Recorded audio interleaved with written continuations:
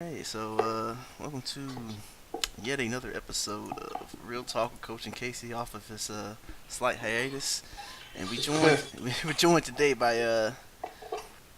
joined by today by MilkyJ, also known as Malik, um, up in the tri-state area, of course, a longtime Georgia resident. Uh, hmm so today our topic is kind of twofold, but the two things are definitely related.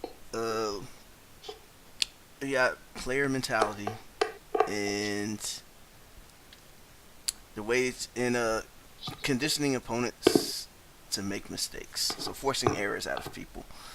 So I guess like we're gonna do it like we usually do. Gonna just kind of make it organic. Try to just talk it out and see where it goes. So you know, I'm gonna let our guest take the floor. Just get us rolling, and we'll figure it out. So you can go first, Casey. I want you to check this thing. All Oh, right, I guess. All right, we passing it to Casey. basically, I think I talked about this with Coach the other day. But in a nutshell, I found out as I was watching Tokido in grand finals of the what was it NCR? hmm I noticed because they play each other a lot, so they go back and forth and they adapt really well. And I noticed um, Punk was doing really well at dealing with jump air fireballs.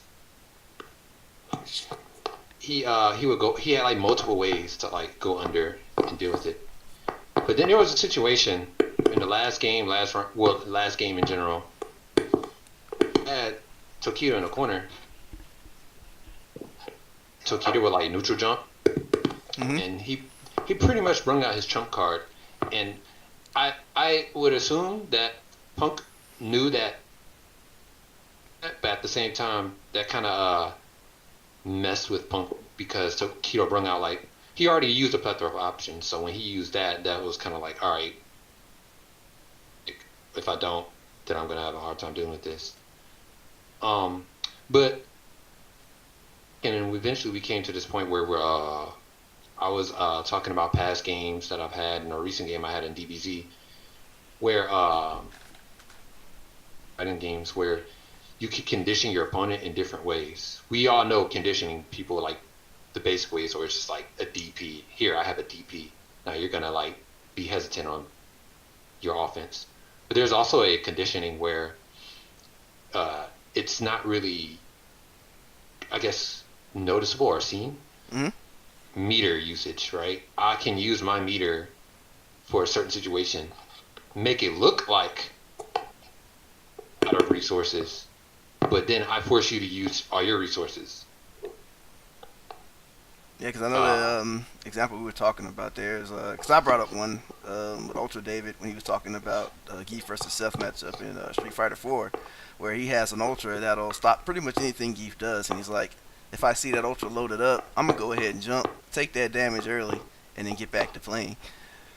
And yeah, that's one of those things where it's like most people don't think they think in that short term, like, yo, I got this free damage on Geef. They don't think about the fact that when they're dying, they're gonna wish they had that ultra. So like this is one of those things where if you have the confidence and you're able to still yourself, you can take away a lot from the opponent without them even realizing it. I actually learned this from Daigo. Here it was. I want to say it was either Lamber Boy. I think it was Lamber Boy. It was a long time ago. Somebody asked him in an interview how he dealt with like how he did so good in adapting in a certain situation. And he said, "Well, I waited for Lamber Boy to use like his EX Sonic Booms. That's when I was able to play the game I wanted to play." And a lot of people, guess it's hard to when you're playing games like that and you're in the moment. It's really hard to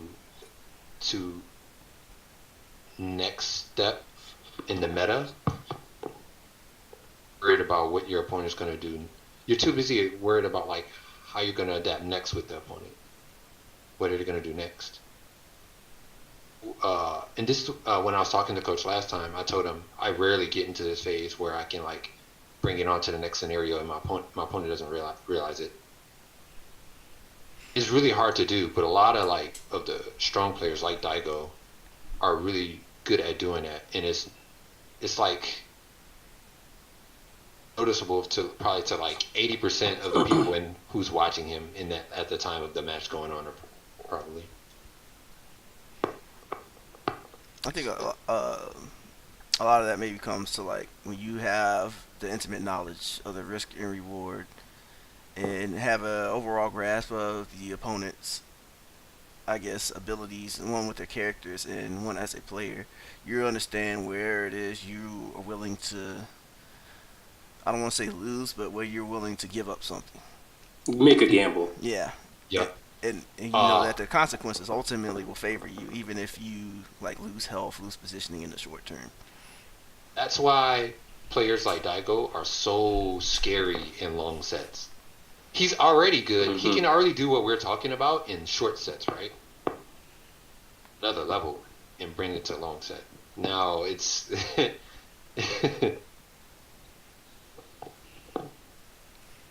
Yeah, it's quite something. the question I had for coach was, do we move forward on us as players? How do we approach that? You get to that level. It kind of goes back to what he just was saying, where it's like you get a knowledge of the game, certain risk reward factors. You understand that more. That's The pretty. more you play, I mean, yeah, that's pretty much what I was getting at. Like, the more you know, the less you get shocked, and the more you understand that, you know, the good old fashioned is sometimes you're just gonna get hit in the face, and you just Yeah. you said yeah, you set enough Exactly. mental space for that. that's why I try to encourage people to not get too discouraged when they're playing a game and they're getting dominated, or they're dominating and something flips on them, or it's out of their control. There's been so many games against so many players. I can't tell you how people would destroy me in casuals, and I completely like. I'm still taking in information. I'm still trying my best, but I'm like, whoa, like how can I? What am I doing wrong? What am I like? How can I switch this up? A break in between to kind of figure out what you can do. Yeah, and then like depending on the game, like this kind of stuff definitely kind of rings true based on the character you play. Like, you know, all the three of us have pretty extensive gameplay in Guilty Gear, recent modern game excerpt, and I mean that game basically kind of screams you knowing the risk reward, because a lot of characters can't constantly take low risk. They have to be able to decide where they're going to take their damage and hits so they can get what they want in the long term, which is much better. They can't necessarily play it safe. They can't necessarily, you know, mitigate everything. They have to decide, okay, you know, I got to give up something Right? to ultimately get what I want, because I know my game plan is ultimately stronger when I get there, but sometimes I got to give something up. Now, the stronger your character is, the less they might have to give up, but that's true from game to game. It's just when I tell people when people get like so frustrated, it, it, they get to like a certain plateau and they get frustrated with their play. The number one thing I always go to, of course, take a break. But once you go back in it, after you come from the break, go back like 10 times harder, like play 10 times more. You know What I that hear, that's funny you say that because that's what I've been doing with Guilty Gear recently. But oddly enough, like I took a break for like a month and a half after one of the monthlies because I was like, well, I don't feel like going to a tournament. I don't really feel like you know, as much as you know, we love these games and stuff. Sometimes a break is necessary, like right? because it's like unless you're like getting paid for it, you know, sometimes it might become like really stressful to a point where you're not having fun, you're not enjoying it. So like breaks also they can give you fresh new perspective on how things are. But So, breaks so, do have their cons too. No, so, they do. Like you lose muscle memory. Like yeah. I'm not gonna sit here and say it's all great, but if you played a lot up to a certain point, and like just like I said, just getting a different outlook, it helps a lot. But Okay. as Yeah. you were saying, Casey, Well, So yeah, Malik. go ahead. Oh yeah. Oh yeah, Malik. So you said you took a break and you kind of came back. You had a new perspective. Give us kind of some examples of things that you saw or were able to perceive more that you didn't before when you were kind of wound uh, up in the game. I would say a lot of my mistakes, like because I so as a a competitor, especially in gaming, I enjoy this a lot. Like my aura can be very tense and serious, and like when I play, I do tend to have fun, but I'm also very very like about and making improvements mid match and during each set. Like, am I learning something, or what am I giving to this to my opponent? What am I taking from them? Like, and because of that, because of those expectations and stuff, sometimes that mentally like can put a strain on yourself and prevent you from elevating to another level if you didn't have that much like weight on your I guess like competitive spirit, if you will. Okay. So yeah, like you both actually brought up 2 points, which I think lies heavily or kind of ties in heavily with player mentality, and something I've seen a lot lately, especially with the younger players who haven't had like an opportunity to really take their lumps yet across many games. But Oh yeah, it's you got to go through at least two games. I recommend. Like, yeah, it and builds character. the big thing that really stands out is the constant self blaming about they put in this work and they didn't get the answer. And it's one of those things where you kind of got to be able to separate the fact that you work hard from the result, because the two, while they're related, is not a straight path there.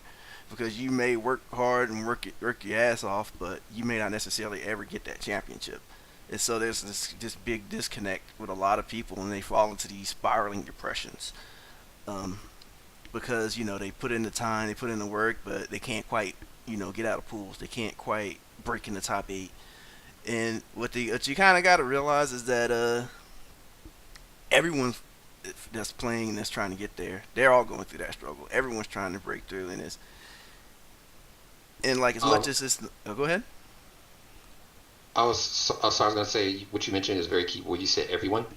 The the part that hurts for a lot of new players is that they're able to see different people that and do like get to grand finals quicker than them. They You might have like two players that start off in the same round, but then one player ends up you know winning a major, and now the player that doesn't end up winning a major, it's like, where did I do wrong? I did the same thing that this guy or this girl. What am I doing wrong? And I Yeah, think the biggest problem with that is the fact that how we have social media. People are, and they end up falling in that trap of like focusing on others. like yeah, if you don't have the results to show for it, you're not worthy. You're doing something wrong. When you may be doing everything right. It's just your course, your path has a different timing, different Yeah, destinations. your luck might not be like enable you to play the best at that Yeah, point in time, yeah, and Right? instead of like just being like, dang, I just suck. But it's just like, well, what did I learn from this? Like, instead of thinking like instead of thinking I'm trash, like I should have beaten that dude. It's like you can still think, oh, I should have beaten that dude, but I should not have made these mistakes here and there, and yeah, like yeah. Right? instead of being because self deprecation is a common theme amongst perfectionists and people Sure.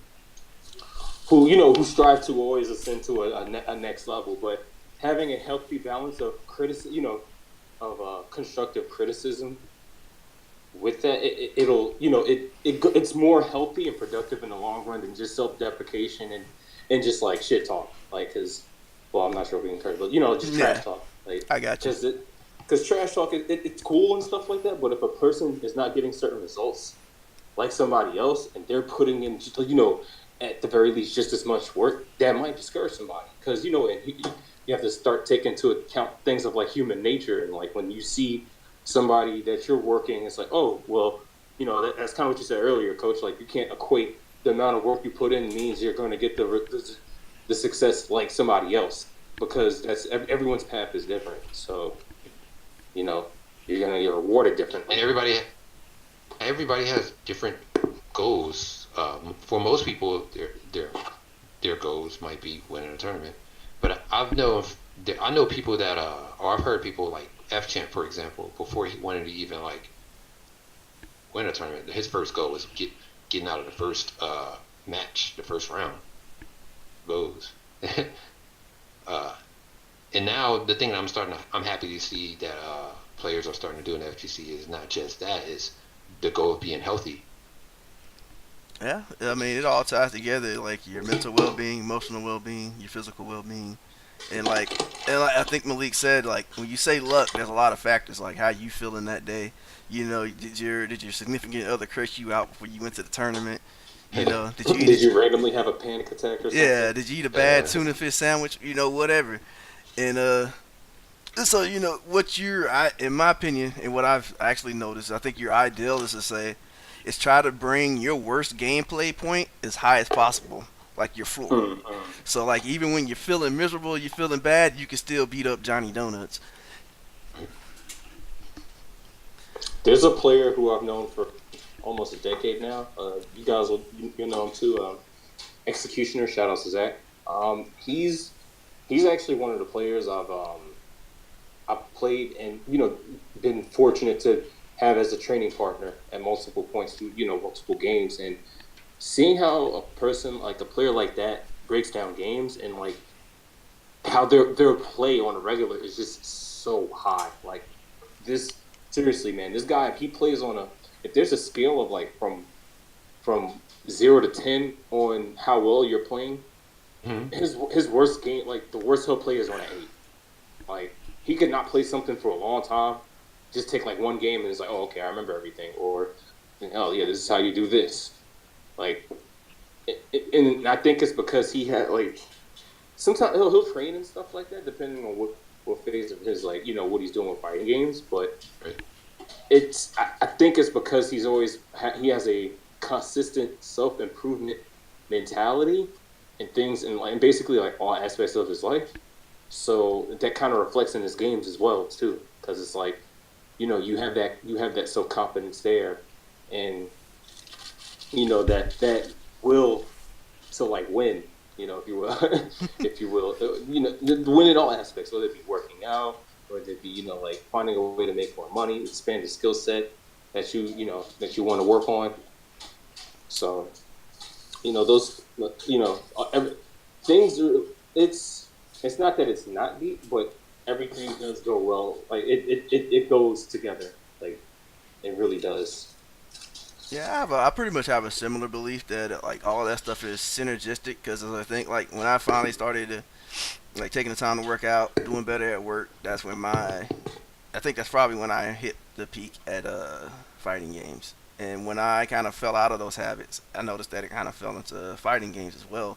That when you have an attitude of just building a foundation and you're just focused on building up these blocks of good habits, taking care of yourself, practicing whatever it is it may be, it'll carry on in anything you want to do. It's even like your personal relationships you do better in, and it's all synergistic. I actually agree with that. And to kind of go on top of that, when you have a system at getting good at something or how to focus on something, you can adjust it to apply to anything in life, I feel. But when you have that foundation, it's like the first time you go in the gym versus the 50th day. Yeah. That first, it's so different, right? Yeah, Completely definitely different. You have your own routine, your own time limit, and how it's crazy. Yeah, it gets to the point where you you don't even remember what it's like to not know something or to not be able to do something. And sometimes, yeah, you might have a hard time relating. But yeah, so like that kind of mentality where you seek to seek to be good, not to be better than others, but you seek to be good. Like you seek to better yourself, and I think that's the kind of best thing that a player can learn to do is learn to understand the intrinsic rewards that come with the grind. Like to be able to understand the fact that you grinded the skill and you were able to do something you weren't before, and to appreciate that, and then to keep doing that, and over time you probably look around and you'll see that the wins just come. Like the average player can't beat you anymore, and you start beating better and better players. But if you focus too much on the winning and the losing and the getting out of pools and stuff, when it doesn't happen, it's gonna devastate you. And then when it does, it's just gonna put you on like a temporary high. Like I think it's bad either way, right? Because you're focused on something that's not going to be consistent for you, at least in that phase. So if you focus on things that are consistent, like, oh, I couldn't anti-air this guy before, or anti-air this character before, but now I can do it consistently. But they still out footsie me. But then you get good at the footsies, and gradually you start getting better and better at these things, and you won't even think about the wins. You'll think about, man, this guy, he always does this, this, and this. I'm gonna do this obscure thing and I'm gonna blow it up because I practiced that. I saw that. Okay. That sounds like something I would do. Yeah. And so yeah, when you finally do it, that's when okay, I'm doing this. It works. You feel better, and then you stop focusing on the wins, and you understand that as corny as it sounds, the journey is more important than the destination sometimes. Because no matter how good you get at these games, there's always going to be somebody that's going to be able to beat you. That's a fact. I'll ne- I remember one time, like because this conversation that we're having, it would have been a hard time for it to click with me a couple of years ago.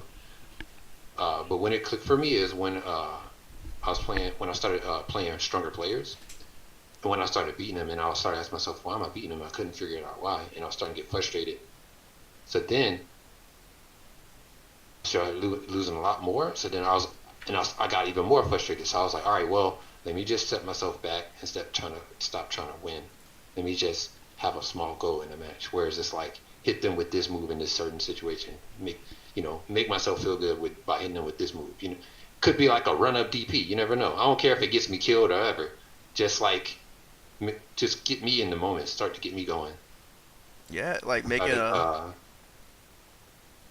I was say like it's making a purposeful decision, doing that Oki setup, hitting that specific combo. Those are the things. Like the more you focus on those things right there, to me that's where the magic happens. And then once that happens, I can't tell you how many times I did not care about winning, but I end up winning. and then at the end I'm laughing. I'm always laughing because I'm like, how did I win that? I just had this small goal of doing this, not winning, but just doing this. And what happens is even though you're still focusing on the player, you take too much. Like sometimes you get over focused on the player, and like it overwhelms you.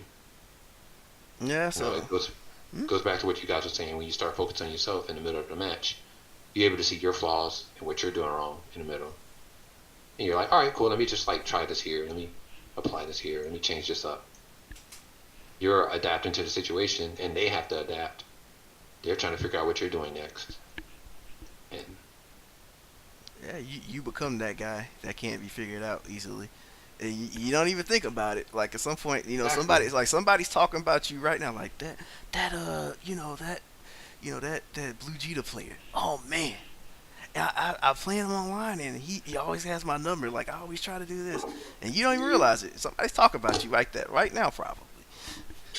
I know somebody's talking about me like that. Oh, I know for a fact. I don't even say that with like, it's like, yeah, I see y'all. It's just like, I know. Like, I've been doing this for almost a decade. So, I know how emotions flow in battle. Exactly. Like two Great things. quote from the emotion. That's like, and I think a really, I don't want to jump it too much, but I think a really, what kind of helped me get better in games was reading Miyamoto Sashi's Book of Five Rings. Yeah, that tends to be quoted like in like a lot of competitive endeavors in general. That's because funny that you mentioned that because last time I was talking with Coach, we were talking about how the different books we were reading uh, help elevate us and bring us to a new level, and Uh, I guess like consciousness of like our of us being like players and just not just players, just like everyday life stuff that eventually falls back into fighting games. Reading is so healthy. yeah, like you expand your ways of thinking. You know, it's not always going to be something you agree with. It's not going to be something you always vibe with. But if you could take just a little piece of it, it's worth it. And then, because at the end of the day, you're building your own, I guess, your own belief and mentality. But it's going to be heavily influenced Building by the that thing. foundation. Yeah, and you're gonna take pieces you agree with and that help you, and then you put it all together. And like, not everyone's gonna agree with you, but they'll take pieces from you, and that's how we grow. A lot of people who are upset is whether it's in gaming or outside of gaming. A lot of people are upset because they're not they don't have a foundation, but they're I guess they just don't want to build onto it. They feel like they're I mean, I not think that's true. And there's another aspect of they may be building on it the wrong way. I think the ultimate problem, what makes upset like in fighting games, especially younger players, is that they have um, they have an expectation and then their reality, and the two don't often sync up. And so it frustrates them greatly because I grinded this combo for 7 hours for 3 months and I still drop it, or I still can't beat so and so. But we kind of hit a lot of the points with player mentality, and then we have this other aspect about seeing through your opponent and their mentality, their decisions, and how it is you can get them to make the mistakes you want to get what you need. And so, like Malik, I know as somebody who was hitting those top 8 KOF 13s back in the day, you probably have a lot of oh insight on that. oh no, thank you. So yeah, well, I guess that so the games that really kind of got me to look at like player mentality and like how to be cognizant of like the opponent's thinking is definitely Third Strike, because that was the game that you guys know that, but it got me into the scene in KOF 13. Like those games, I feel really emphasize like a player v player mentality very strong, even with the because fighting games all like a lot of most fighting games are imbalanced, right? Like I'm not gonna even say like they're all balanced and stuff. They all have some kind of imbalance in it, but I feel like those games focus more on the player skill than the character skill. And something I've always been good at in fighting games. I have always had to work on my execution and stuff like that, but I developed to having a above average execution now. Is put like what an opponent wants to go for, like what is their where do they get uncomfortable at? Like what do I do in particular that gets them to do something that's out of their set of patterns. And just after playing for, just kind of develop that. Like I didn't start off godlike in KO 13. I started off, I would say, good. Like I never, like in the beginning, I never, but um and I think that was because I understood, like, just from a fighting game basis what opponents want to go for, like, or like what their mentality is. So it's like, oh, okay, like you're this type of player and you want me to do this, all right, so I'm going to do the complete opposite. And then they're like, what? Like, they don't know how to react to it. And it's like, man, that's like one of the few first times somebody's ever picked an out of the like norm option to choose. And I think that's a skill set too, like being unpredictable. That's kind of what I like to do as far as mentally. Like, that's not to say you should work on footsies neutral, optimize the combos, but I think making the opponent not be able to have a read on you, and always knowing what layer of like you know player matchup you're on, like whether it be you on defense, taking a mix up, or you applying offense, like, because every little interaction, it gives a little bit of information. And if you can get a little bit of information every time, like, especially through minimized risk, then you can just like you can take a really huge what would be considered normal like normally a huge gamble and like kind of like out there, but because you had those little tidbits of information, you have the confidence and the probability of that succeeding goes higher. Okay, that was pretty enlightening.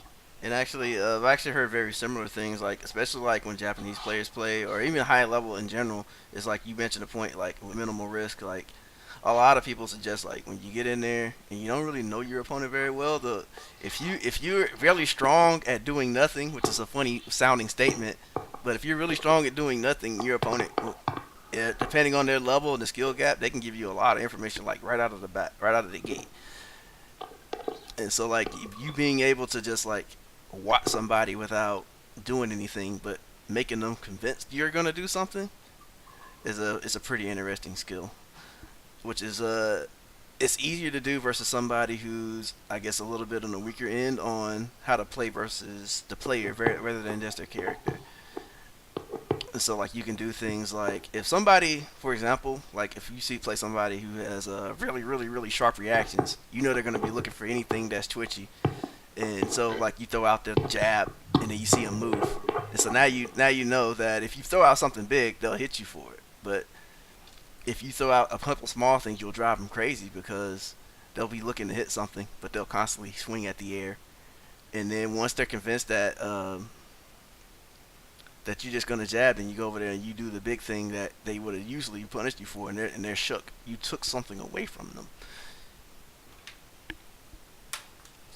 and so you can do that in a lot of ways. Like, Hmm. Definitely agree when with that. when you were talking about Zach always playing like when on his worst days he's at an 8. You know what player who I was thinking of when you mentioned that? Hmm. Yeah, he's another one. Um, no matter what game he plays, he's always managing. He's always in his pace, his style, winning or losing. so Casey, you're And kind of jumping in and out a little bit. I don't know if you're away from your mic. oh, sorry, I was saying Kazunoko is always he's always playing his style, whether he's winning or losing. Oh yeah, yeah, the unshakable. And and some people find that intimidating because they're like, well, he's not going to switch it up, or he's always like he's going to always DP here. Um, wait, can you hear me? Yeah, yeah, we can hear you. So, yeah, it's like Um, yeah, like I think we've talked about this before. Like the unflappable, the unshakable. No matter what you do to them, they're committed to their option, and that is very scary. Because like you see that same concept at very low levels and at very high levels. Like at low levels, it's that that Xbox Live Ken that won't stop waking up. It's that soul that won't stop doing riot stomp, and and you're like, okay, this is dumb. I see this, I can kill it.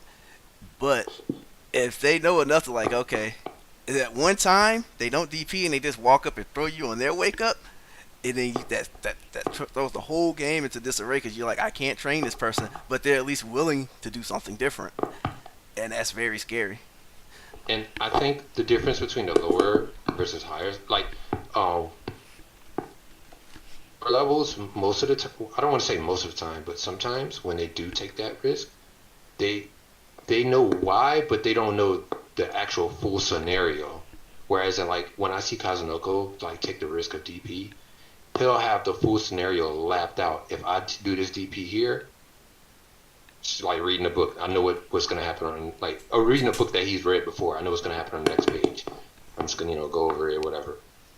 And that's the biggest difference I see when a player like him takes a risk. You see it snowballs or it flips the way it does. Because when he does land that DP, it's like, okay, cool, I have my disposition now.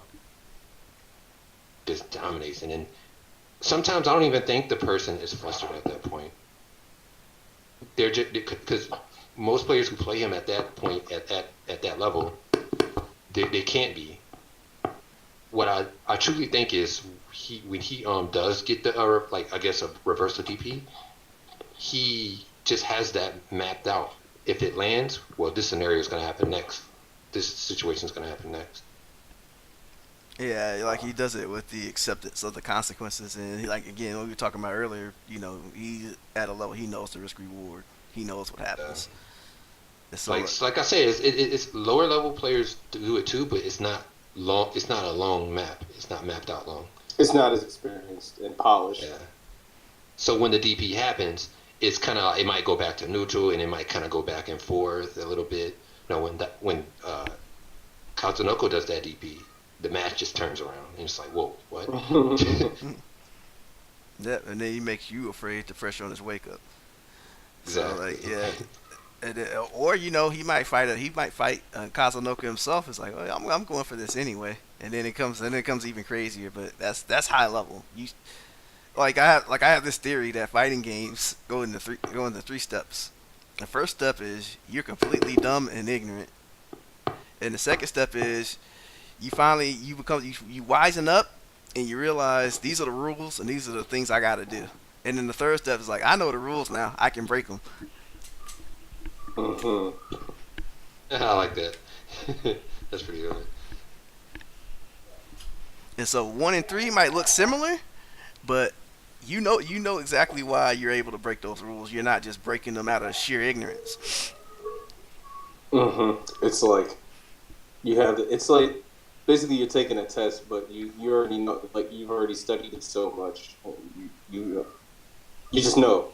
Pretty much build up a great intuition and stuff. And so like I don't know, like when you see players act a certain way, you'll see the average intermediate player might look at them. I don't know why,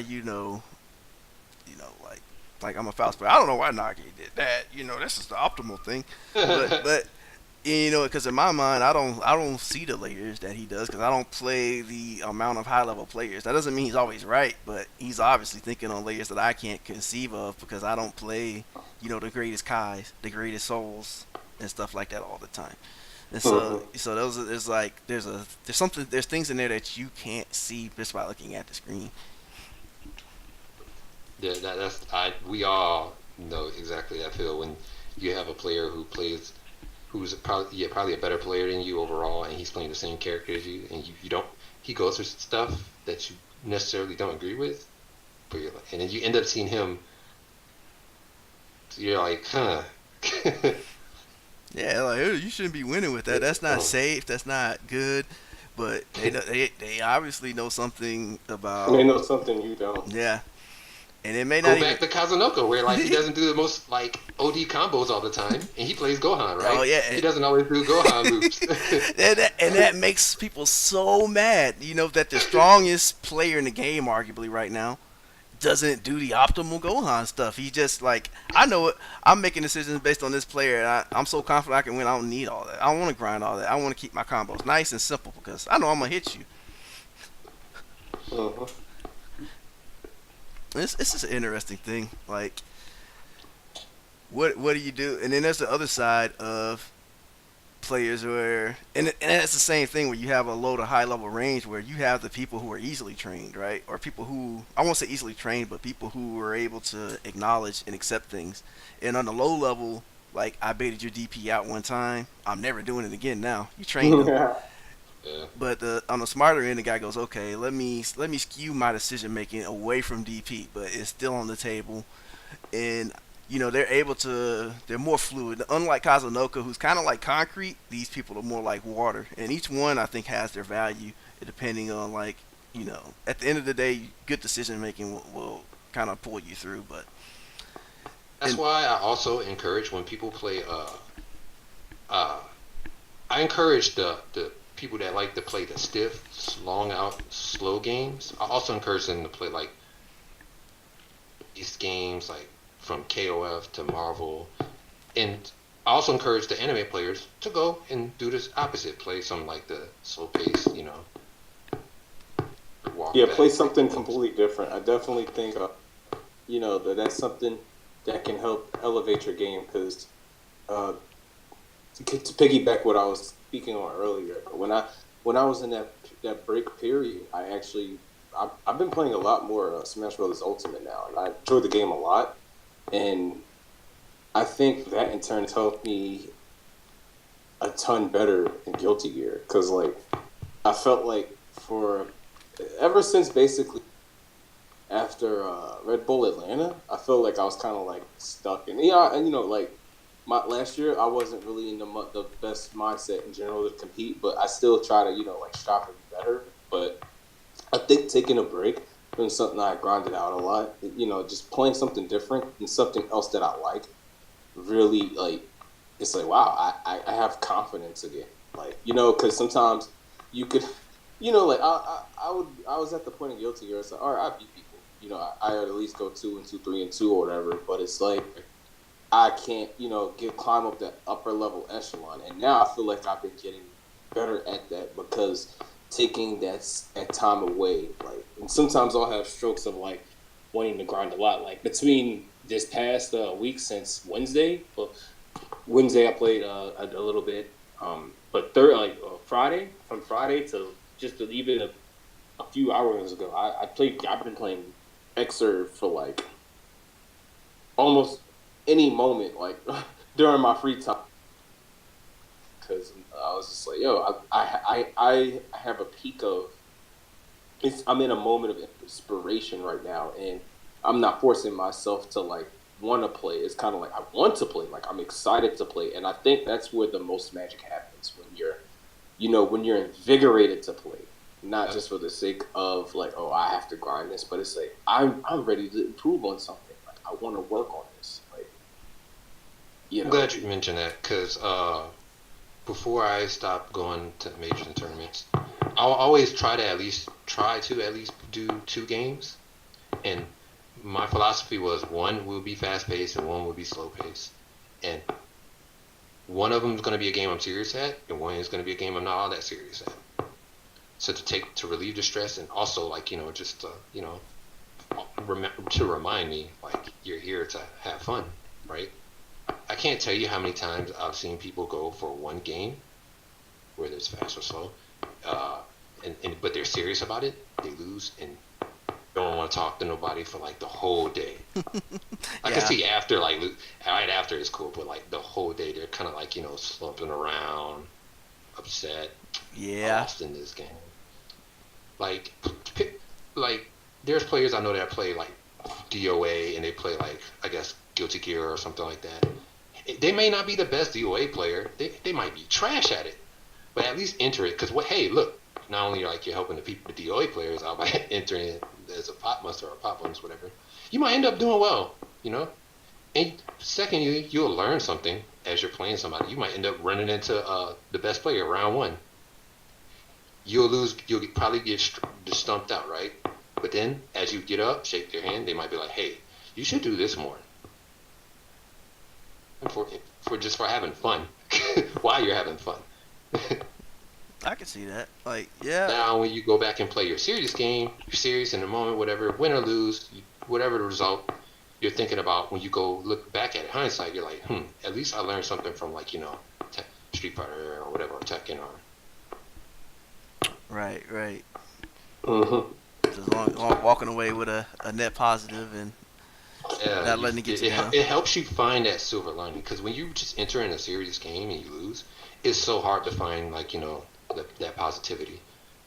It takes like people like a week or two for like them to get back on track. Yeah, yeah, I've been there. I've been there. Like that's nah. Like I seriously, anybody who's ever just played one game, they've been there. So it's That's why important to have like I think it is healthy to play 2 games for a set period of time. Like even if you just do it once or whatever. Like I think Sam's show coming out is so special a lot of because people are hyped for that game. it's not just the hype, Something but it's the crazy. fact that it's slow and it's simple. So those big overlapping games where everybody's going to enter as like their secondary game with our third game. And then they might get really serious and like it. Yeah, but this is the best time to like just go to tournaments and play and whatever for fighting games in general because you're most people or 90% of people are probably going to enter in Sam's show, right? So it's Mm-hmm. going to be. I feel like it's going to be. who's that scenario is going to happen where they find that silver lining easier. Hey, at least I learned this from Sam's show. I'm definitely going to be cracking that game out a lot. I make no promises as a competitor, but definitely as an SNK fan, like the game is getting bought, and I'm definitely going to play it. No, because like, yo, I'm trying to get this Smash money, man. But but no, yeah. Like, thank you SNK for making the new Samurai Showdown game. Like, Looks so awesome. we as the fans will not. We will definitely support the game and purchase it. Like, Yeah, it's like they're pushing it pretty hard too. You know, they got the tour. They've been advertising it fairly well. They've been doing a lot of demos and stuff. So I'm interested to see where it all goes. So yeah, and like Casey said, it's like just playing different games and just taking the effort to learn them. Even if you don't get serious about them, it's pretty valuable. Cause like for me, like Dogi Sandwich in Middle Georgia, we play a lot of games like Flex, Under Night, and Soul Calibur and stuff. So we're always just grinding and pressing buttons and things, and it does broaden your perspective fairly well. I'm gonna play Smash after before the night is over.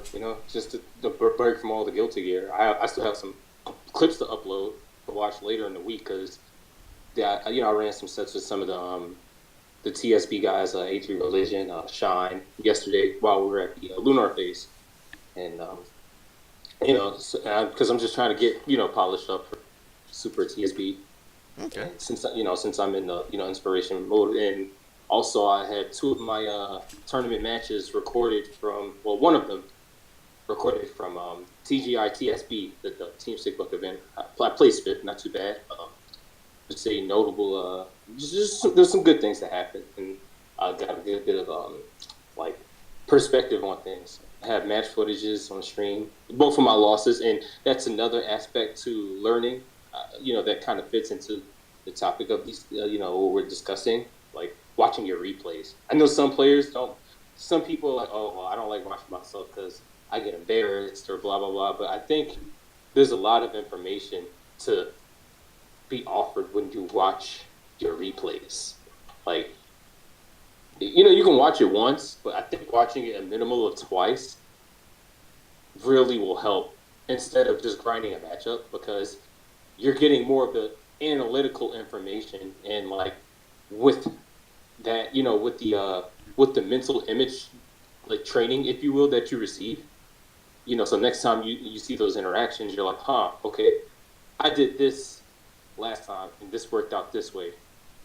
Should I do something different? Did it work? Let me see if it'll work still. Because, there's just so much that's just on the table from replays. And I'm always I'm a firm believer in a connoisseur. Check the tapes. Dude. Check the tapes. They don't lie. I always, you guys know that I always like post like highlights of myself, but I'm always watching like my matches to see what happened, how did I win, how did I lose. It's just kind of not to go too much off, but every time I watch something in DBZ, my like replays or something, I notice how both players don't use Vanish correctly. Mm-hmm. Like I could have won the match if I would have just empty Vanish while I was in Sparking to punish that Kamehameha, but I didn't. I blocked it, and now I end up blocking him and I die. That could win you the match, but like you said, you wouldn't know if you don't go back to watch those videos.